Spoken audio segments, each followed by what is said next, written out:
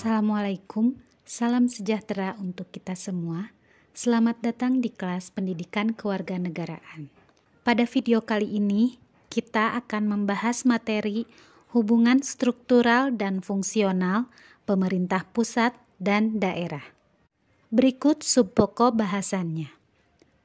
1. Desentralisasi atau otonomi daerah dalam konteks NKRI. 2.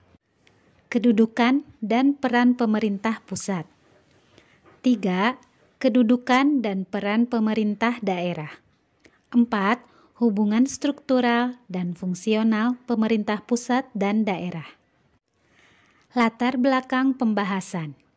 Negara Republik Indonesia sebagai negara kesatuan menganut asas desentralisasi dalam penyelenggaraan pemerintahan dengan memberikan kesempatan dan keleluasaan kepada daerah untuk menyelenggarakan otonomi daerah. Desentralisasi pada dasarnya adalah suatu proses penyerahan sebagian wewenang dan tanggung jawab dari urusan yang semula urusan pemerintah pusat kepada badan-badan atau lembaga-lembaga pemerintah daerah. Tujuannya adalah agar urusan-urusan dapat beralih kepada daerah dan menjadi wewenang serta tanggung jawab pemerintah daerah. Klasifikasi desentralisasi menurut kelompok kontinental. 1. Desentralisasi jabatan atau dekonsentrasi, yaitu penyerahan kekuasaan dari atas ke bawah dalam rangka kepegawaian guna kelancaran pekerjaan semata. 2. Desentralisasi ketatanegaraan, yaitu pemberian kekuasaan untuk mengatur daerah dalam lingkungannya, guna mewujudkan asas demokrasi dalam pemerintahan negara. Pembagian desentralisasi menurut Amran Muslimin. Desentralisasi politik, yaitu melimpahkan kewenangan dari pemerintah pusat yang meliputi hak mengatur dan mengurus kepentingan rumah tangga sendiri bagi badan-badan politik di daerah. 2. Desentralisasi fungsional, yaitu pemberian hak kepada golongan tertentu untuk mengurus golongan kepentingan tertentu dalam masyarakat. 3. Desentralisasi kebudayaan, yaitu pemberian hak kepada golongan minoritas dalam masyarakat untuk menyelenggarakan kebudayaannya sendiri. Kelebihan desentralisasi. 1. Memperingan manajemen pemerintah pusat. 2. Mengurangi bertumpuknya pekerjaan di tingkat pusat. 3. Dalam menghadapi permasalahan yang mendesak, pemerintah daerah tidak perlu menunggu instruksi dari pusat. 4. Dapat mengurangi birokrasi dalam arti buruk, karena keputusan dapat segera dilaksanakan. 5. Risiko yang mencakup kerugian dalam bidang kepegawaian, fasilitas, dan organisasi dapat dibagi. Otonomi daerah. Menurut Undang-Undang Nomor 9 Tahun 2015 tentang perubahan kedua atas Undang-Undang Nomor 23 Tahun 2014 tentang pemerintahan daerah. Otonomi daerah adalah hak, wewenang, dan kewajiban daerah otonom untuk mengatur dan mengurus sendiri urusan pemerintahan dan kepentingan masyarakat sesuai dengan peraturan perundang-undangan. Landasan hukum penerapan otonomi daerah. Undang-Undang Nomor 9 Tahun 2019 tentang perubahan kedua atas Undang-Undang Nomor 23 Tahun 2014 tentang pemerintahan daerah. Undang-Undang Nomor 11 Tahun 2006 tentang pemerintahan Aceh pengganti Undang-Undang Nomor 18 Tahun 2001 tentang otonomi khusus Nangro Aceh Darussalam. Undang-Undang Nomor 21 Tahun 2001 tentang otonomi khusus bagi Provinsi Papua. Undang-Undang Nomor 29 Tahun 2007 tentang Pemerintahan Provinsi DKI. Undang-Undang Nomor 13 Tahun 2012 tentang Keistimewaan Daerah Istimewa Yogyakarta. Nilai dasar dalam pelaksanaan otonomi daerah. 1. Nilai unitaris yang diwujudkan dalam pandangan bahwa Indonesia tidak mempunyai kesatuan pemerintahan lain di dalamnya yang bersifat negara. 2. Nilai dasar desentralisasi teritorial yang bersumber dari pasal 18 UUD 1945 yang mewajibkan pemerintah melaksanakan desentralisasi. Dimensi otonomi daerah. Titik berat pelaksanaan otonomi daerah adalah pada daerah kabupaten atau kota dengan pertimbangan sebagai berikut. 1. Dimensi politik. Kabupaten atau kota dipandang kurang mempunyai fanatisme kedaerahan sehingga resiko timbulnya gerakan separatisme relatif minim. Dimensi administratif. Pelayanan kepada masyarakat relatif dan lebih efektif. Kabupaten atau kota adalah ujung tombak pelaksanaan pembangunan yang lebih tahu potensi daerahnya. Prinsip pelaksanaan otonomi daerah. Prinsip kesatuan. Otonomi daerah harus menunjang aspirasi perjuangan rakyat guna memperkokoh NKRI dan mempertinggi tingkat kesejahteraan rakyat. Prinsip real dan bertanggung jawab.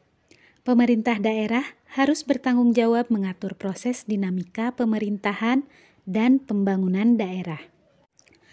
Prinsip penyebaran. Otonomi daerah memungkinkan masyarakat untuk kreatif dalam membangun daerahnya. Prinsip keserasian. Prinsip pemberdayaan. Otonomi daerah bertujuan untuk meningkatkan daya guna dan hasil guna penyelenggaraan pemerintahan. Kedudukan dan peran pemerintah pusat. Dalam pelaksanaan otonomi daerah, pemerintah pusat memiliki 3 fungsi. 1. Fungsi layanan, dalam rangka memenuhi kebutuhan masyarakat secara adil. 2. Fungsi pengaturan, dalam rangka mengatur dan memberi perlindungan kepada masyarakat. 3. Fungsi pemberdayaan sebagai fasilitator untuk membantu menemukan jalan. Dalam fungsi pengaturan, pemerintah wajib menyediakan infrastruktur ekonomi berupa institusi dasar bagi berlangsungnya ekonomi modern seperti perlindungan terhadap hak milik, hak cipta, hak paten, dan sejenisnya. Menyediakan barang dan jasa kolektif. 3. Menjembatani konflik dalam masyarakat. 4. Menjaga kompetisi agar selalu sehat. 5. Menjamin akses minimal terhadap barang dan jasa. 6. Menjaga stabilitas ekonomi. Kedudukan dan peran pemerintah daerah. Kewenangan pemerintah daerah. Pemerintah daerah adalah penyelenggaraan urusan pemerintahan oleh pemerintah daerah dan DPRD menurut asas otonomi dan tugas pembantuan. Tugas pembantuan adalah keikutsertaan pemerintah daerah untuk melaksanakan urusan yang kewenangannya lebih tinggi di daerah tersebut dengan menyesuaikan pada kekhususan daerah tersebut. Urusan pemerintah daerah. Beberapa urusan yang menjadi kewenangan pemerintah daerah kabupaten atau kota diantaranya 1. Perencanaan dan pengendalian pembangunan. 2. Perencanaan, pemanfaatan, dan pengawasan tata ruang. 3. Penyelenggaraan ketertiban umum. 4. Penyediaan sarana dan prasarana umum. 5. Penanganan bidang kesehatan, pendidikan, masalah sosial, dan ketenagakerjaan. Daerah khusus, daerah istimewa, dan otonomi khusus. Pasal 18B ayat 1 UUD 1945 menyatakan negara mengakui dan menghormati satuan-satuan pemerintah daerah yang bersifat khusus ataupun bersifat istimewa. Adapun satuan pemerintahan daerah yang bersifat khusus adalah daerah yang diberi otonomi khusus, yaitu daerah khusus Ibu Kota Jakarta dan Provinsi Papua. Adapun daerah istimewa adalah daerah istimewa Aceh dan daerah istimewa Yogyakarta. Daerah khusus Ibu Kota Jakarta.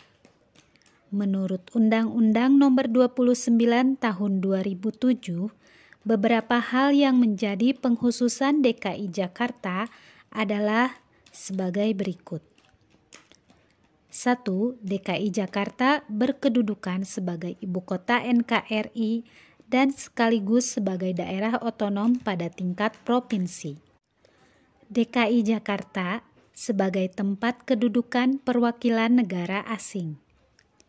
3. DKI Jakarta memiliki kekhususan tugas, hak, kewajiban, dan tanggung jawab dalam penyelenggaraan pemerintahan. Daerah Istimewa Yogyakarta.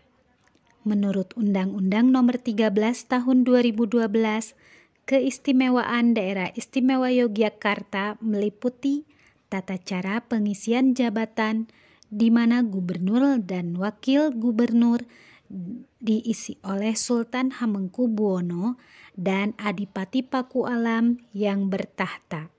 Kelembagaan pemerintahan Daerah Istimewa Yogyakarta, kebudayaan, pertanahan, dan tata ruang. Keistimewaan Daerah Istimewa Yogyakarta didasarkan atas peranannya dalam sejarah perjuangan nasional dan hak asal-usul Yogyakarta. Provinsi Aceh. Menurut Undang-Undang Nomor 18 Tahun 2001, kewenangan khusus pemerintahan kabupaten atau kota di Provinsi Aceh meliputi 1. Penyelenggaraan kehidupan beragama dalam bentuk pelaksanaan syariat Islam. 2. Penyelenggaraan kehidupan adat yang bersendikan agama Islam.